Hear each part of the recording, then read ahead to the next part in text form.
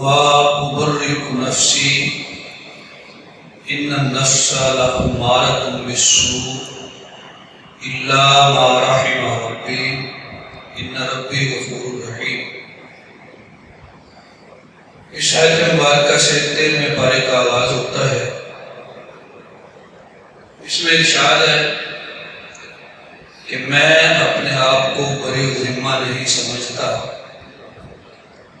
بے شک نفس تو برائی کا حکم دینے والا ہے، سوائے اس کے کہ جس پر میرا رب رحم فرما دے۔ بے شک میرا رب بڑا بخشنے والا، بڑا مہربان ہے۔ 13ویں پارے کے آغاز میں یہ صورت ہے۔ اس میں کس نے کہا کہ میں اپنے آپ کو بری نہیں سمجھتا؟ اس میں دو اقوال ہیں۔ ایک قول ہے کہ یہ بات حضرت یوسف علیہ السلام نے فرمائی،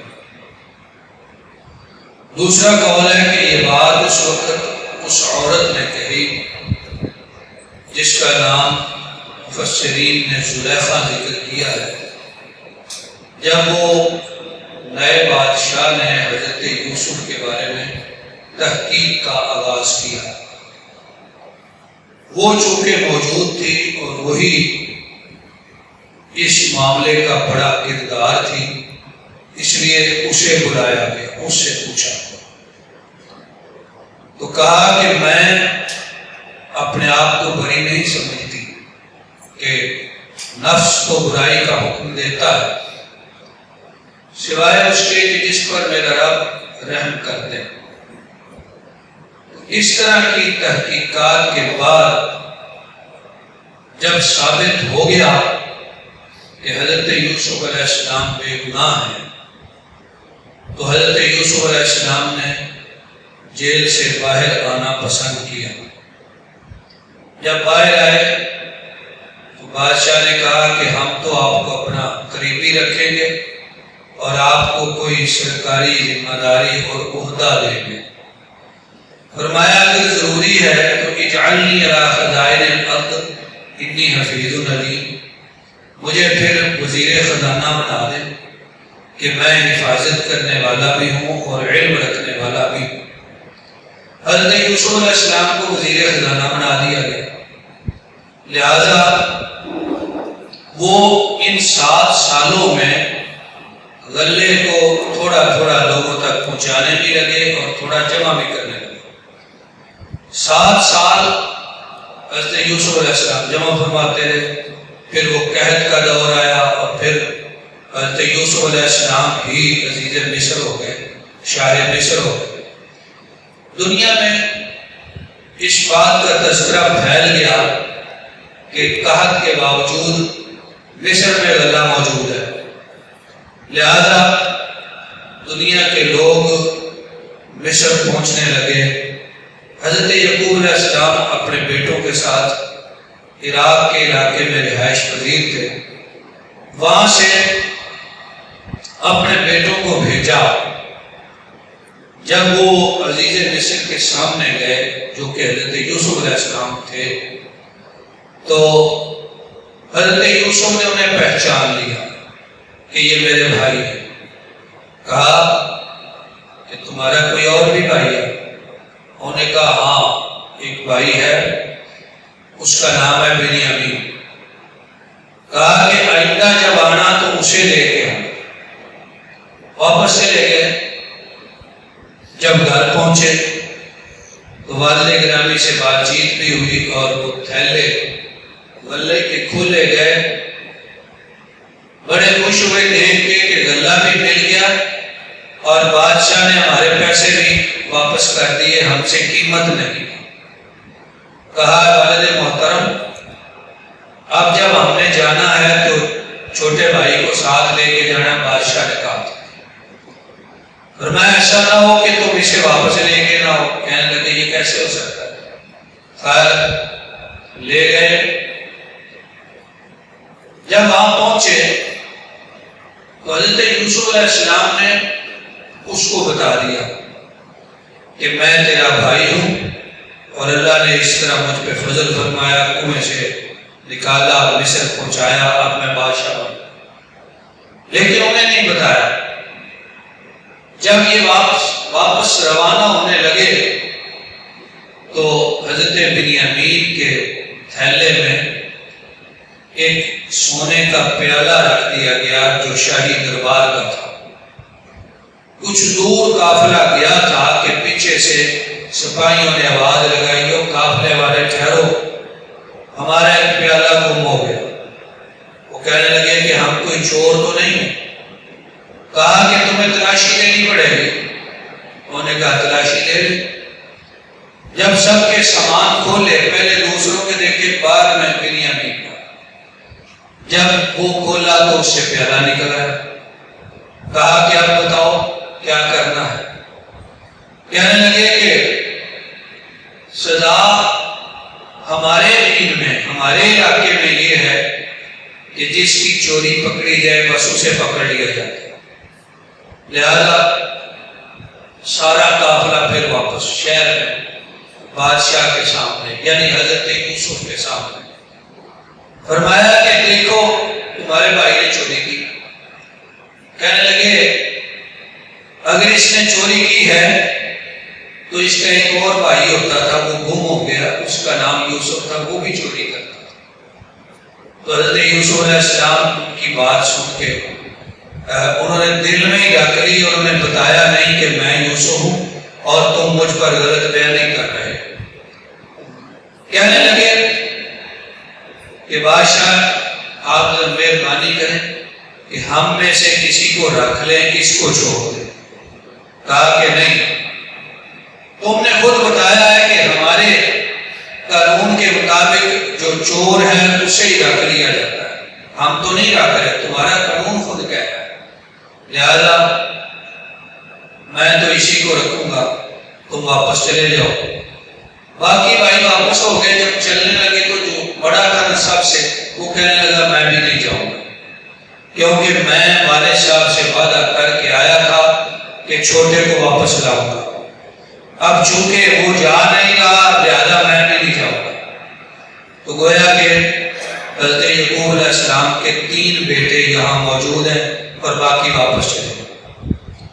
جب گئے جا کے والد گرامی کو معاملہ بتایا تو فرمایا اللہ بہتر جانتا ہے کہ یہ کیا معاملات ہیں، لیکن مجھے لگتا ہے کہ اللہ ان سب کو اکٹھا میرے ساتھ ملانے والا ہے۔ پھر حضرت یوسف علیہ السلام نے بشارت دے کے ایک شخص کو بھیجا اور سارے واقعہ کی اطلاع فرما دی اور کہا کہ والد گرامی کو ماں خاندان کے مصر لایا جائے۔ حضرت یعقوب علیہ السلام کے پاس جب بشارت دینے والا پہنچا تو ان کی بینائی بھی لوٹ آئی، جو غم یوسف میں رو رو کے آنکھوں کی بینائی جاتی رہی تھی، لوٹ آئی۔ پھر حضرت یعقوب علیہ السلام نے اور اہل خانہ نے ملک مصر کا قصد کیا۔ یہ دن بڑا خوشی کا دن تھا کہ جب حضرت یعقوب علیہ السلام مصر آئے اور ان کا بڑا اچھا استقبال کیا گیا۔ یہاں پر پھر وہ سجدہ بھی ہوا جو تعبیر رہ گئی تھی، جو خواب دیکھا تھا حضرت یوسف علیہ السلام نے، وہ سجدہ یہاں ہوا۔ تو واقعہ کے اختتام میں اللہ تبارک و تعالیٰ نے حضرت یوسف علیہ السلام کی دعا کا تذکرہ کیا ہے جو نہایت قابل غور ہے۔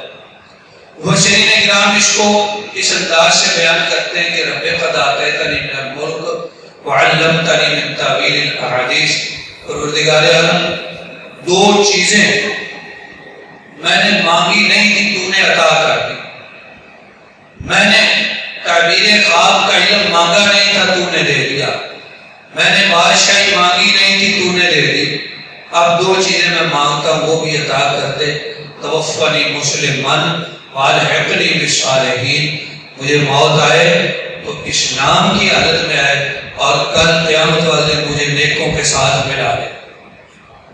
اندازہ فرمائیے کہ کتنی جامع دعا ہے، اور کون کر رہا ہے؟ جو اللہ کا نبی بھی ہے، وقت کا بادشاہ بھی ہے۔ تو سارے عہدے اور سارے منصب پیچھے رہ جاتے ہیں سب سے بڑا اعزاز یہ ہے، یا کسی انسان کی کامیابی یہ ہے کہ مرتے وقت وہ مسلمان ہو اور دین اسلام پر وہ اس دنیا سے جا رہا ہو۔ یہ سب سے بڑی کامیابی ہے۔ حضرت یعقوب علیہ السلام نے پہلے بارے میں گزرا اپنے بیٹوں کو جمع کر کے بھی ایک دن فرمایا تھا کہ میرے بعد کس کی عبادت کرو گے؟ انہوں نے کہا تھا نعبد الہک، اور آخر میں ونحن لہ مسلمون، ہم اسی کے لیے فرما بردار ہیں، ہم مسلمان۔ تو اس طرح حضرت یوسف علیہ السلام کے واقعے کے اشارات یہاں پہ ختم ہوئے۔ واقعہ لمبا ہے، چند باتیں اس کی۔ سورۃ الرعد ایک مدنی سورت ہے۔ اس سورت میں اللہ تعالیٰ نے رعد کا تذکرہ فرمایا ہے۔ رعد کیا ہے؟ کڑک اور گرج کی وہ آواز ہے جو بارش سے پہلے بادلوں سے سنائی دیتی ہے، اس کو رعد کہتے ہیں۔ بعض مفسرین کا خیال ہے کہ جو فرشتہ کڑک اور گرج پر مقرر کیا گیا ہے اس کا نام رعد ہے۔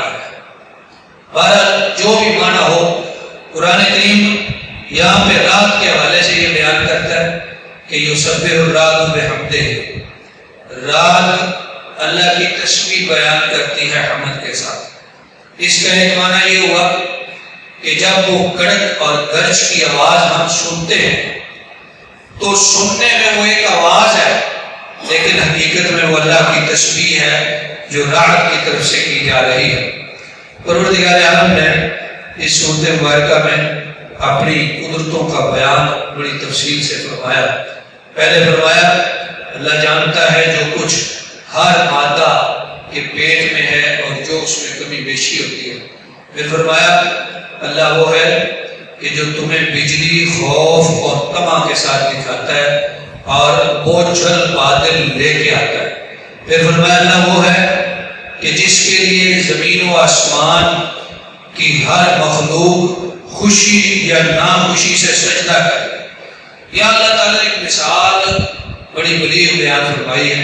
فرمایا آسمان سے بارش اترتی ہے تو نالے پانی سے بہہ پڑتے ہیں اور پانی جو ہے وہ نیچے رہ جاتا ہے، جھاگ اوپر کھڑی ہوتی ہے اور جھاگ کچھ فائدہ نہیں دیتی، پانی جو ہے وہ نیچے فائدہ دینے والا۔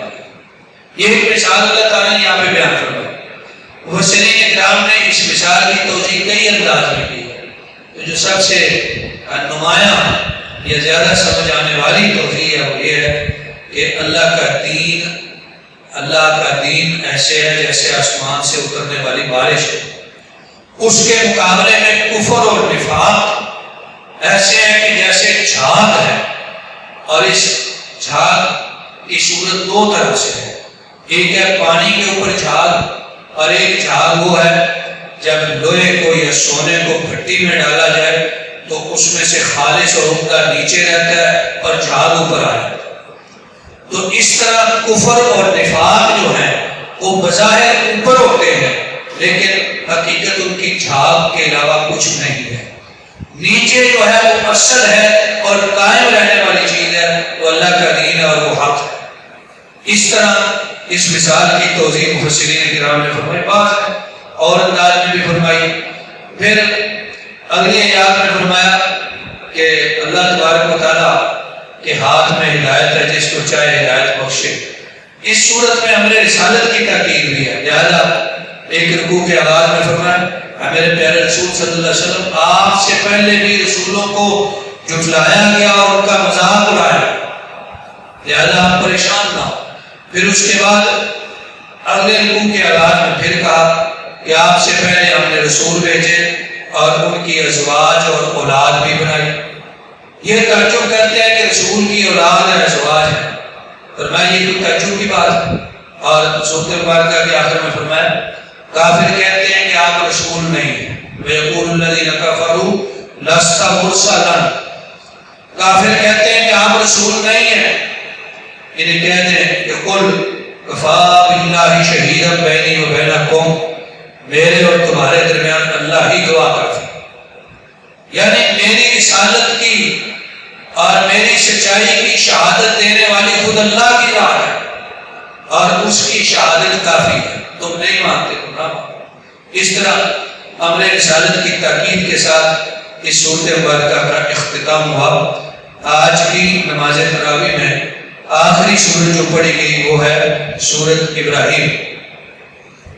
اللہ کے جلیل القدر نبی اور رسول اور خلیل حضرت ابراہیم علیہ السلام کے نام نامی سے موسوم یہ سورت بھی چونکہ مکی ہے، اس لیے توحید اور حشر نشر اور رسالت کی تاکید کے مضامین پر یہ مشتمل ہے۔ لہذا سورت مبارکہ کے شروع میں ہی اللہ تبارک و تعالیٰ نے فرمایا جو لوگ دنیا کی زندگی کو پسند کرتے ہیں، آخرت کے مقابلے میں اللہ کی راہ سے روکتے ہیں، اس میں کجی تلاش کرتے ہیں، فرمایا یہ لوگ دور کی گمراہی میں بڑے گمراہ۔ اور اگلی آیت میں ہم نے رسالت کی تاکید، فرمایا میرے نبی صلی اللہ علیہ وسلم ہم نے جو بھی رسول بھیجا اس قوم کی زبان سے بھیجا تاکہ وہ یہ عذر نہ تراشیں کہ ہمیں تو اس کی زبان سمجھ نہیں آتی۔ فرمایا ہم نے ہر قوم کی زبان سے رسول بھیجا۔ ہم نے رسالت کی اس تاکید کے بعد پھر کچھ اشارات آئے ہیں قوم نوح، قوم عاد اور قوم ثمود کے حوالے سے، اور پھر کچھ اشارات آئے ہیں منکرین رسالت کے حوالے سے اجتماعی طور پر کہ انبیاء کے منکر کیا کیا کہتے رہے اور انبیاء کی زبان سے پروردگار عالم نے انہیں کیا جواب دیا۔ یہاں پہ ایک مضمون قرآن پاک میں منفرد یہاں پہ آیا ہے، کسی دیگر مقام پہ نہیں، وہ ہے جنت اور جہنم کے فیصلے ہو جانے کے بعد جہنم میں شیطان کی گفتگو کا تذکرہ۔ پروردگار عالم فرماتے ہیں جب فیصلے ہو گئے جنتی جنت میں، جہنمی جہنم میں، تو شیطان وہاں بات کرے گا۔ مفسرین نے لکھا کہ آپ کا ایک بڑا اونچا سٹیج لگایا جائے گا، اس سٹیج پہ کھڑے ہو کے بات کرے گا، کہے گا کہ اے لوگو اللہ نے تم سے وعدہ کیا سچا وعدہ، اور جو میں نے وعدہ کیا میں نے خلاف ورزی کی، میرا تم پہ کوئی زور نہیں تھا، میں نے تمہیں بلایا تم میرے پیچھے لگ گئے، آج مجھے ملامت نہ کرو بلکہ اپنے آپ کو ملامت کرو، میرا کوئی زور نہیں تھا، اور اگر تم نے مجھے شریک بنایا تو میں اس کا انکار کرتا ہوں۔ لیکن کس طرح شیطان کی بات اللہ تبارک و تعالیٰ نے جہنم کے حوالے سے ذکر فرمایا۔ پھر یہاں پہ ایک مثال آئی ہے، یہ بھی ایک منفرد مثال ہے۔